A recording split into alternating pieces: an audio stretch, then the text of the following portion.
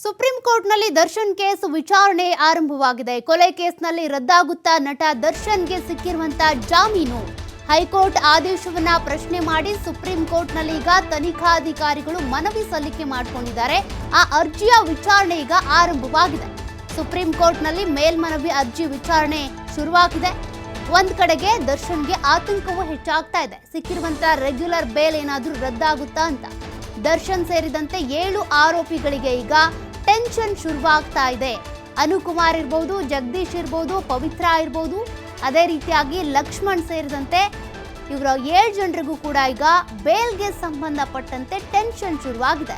ತನಿಖಾಧಿಕಾರಿಗಳು ಈಗಾಗಲೇ 15 ಅಂಶಗಳನ್ನ ಆಧಾರವಾಗಿಟ್ಕೊಂಡು ಇವರ ಬೇಲನ್ನ ರದ್ದು ಮಾಡಬೇಕು ಅಂತ ಸುಪ್ರೀಂ ಕೋರ್ಟ್ಗೆ ಮನವಿ ಮಾಡಿಕೊಂಡಿದ್ದಾರೆ. ಈಗಾಗಲೇ 3492 ಪುಟಗಳ ಚಾರ್ಜ್ ಶೀಟ್ ಅನ್ನ ತರ್ಜುಮೆ ಮಾಡಿಕೊಂಡು ಎಲ್ಲ ಸಿದ್ಧತೆಯನ್ನ ಮಾಡಿಕೊಂಡು ಸುಪ್ರೀಂ ಕೋರ್ಟ್ ಮೆಟ್ಟಿಲೇರಿದ್ದಾರೆ.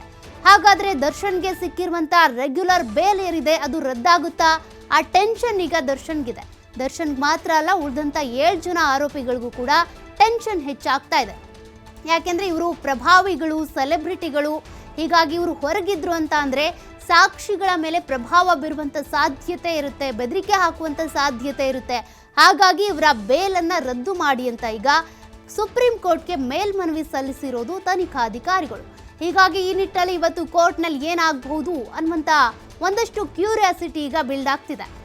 ದರ್ಶನ್ ಸೇರಿದಂತೆ ಪವಿತ್ರ ಗೌಡ, ಲಕ್ಷ್ಮಣ್, ಅನುಕುಮಾರ್, ಜಗದೀಶ್ ಇವರೆಲ್ಲರಿಗೂ ಕೂಡ ಏನು ರೆಗ್ಯುಲರ್ ಬೇಲ್ ಸಿಕ್ಕಿದೆಯಲ್ಲ, ಆ ಬೇಲನ್ನ ಪ್ರಶ್ನೆ ಮಾಡಿ ಈಗ ಸುಪ್ರೀಂ ಕೋರ್ಟ್ ಮೆಟ್ಟಿಲೇರಿರೋದು ತನಿಖಾಧಿಕಾರಿಗಳು. ಹಾಗಾದ್ರೆ ಪೊಲೀಸರ ಪರವಾಗಿ ಇವತ್ತು ಏನೆಲ್ಲ ಅಂಶಗಳನ್ನ ಇಟ್ಕೊಂಡು ವಕೀಲರು ವಾದವನ್ನ ಮಂಡಿಸ್ತಾರೆ, ಮತ್ತೆ ಆರೋಪಿಗಳ ಪರವಾಗಿ ಈಗಾಗಲೇ ಬೇಲ್ ಪಡ್ಕೊಂಡಿರುವಂತ ವಕೀಲರೇನಿದ್ದಾರೆ, ಆರೋಪಿಗಳಿಗೆ ಬೇಲ್ ಕೊಡಿಸಿರುವಂತ ವಕೀಲರು ಅವರೇನು ವಾದವನ್ನ ಮಾಡ್ತಾರೆ?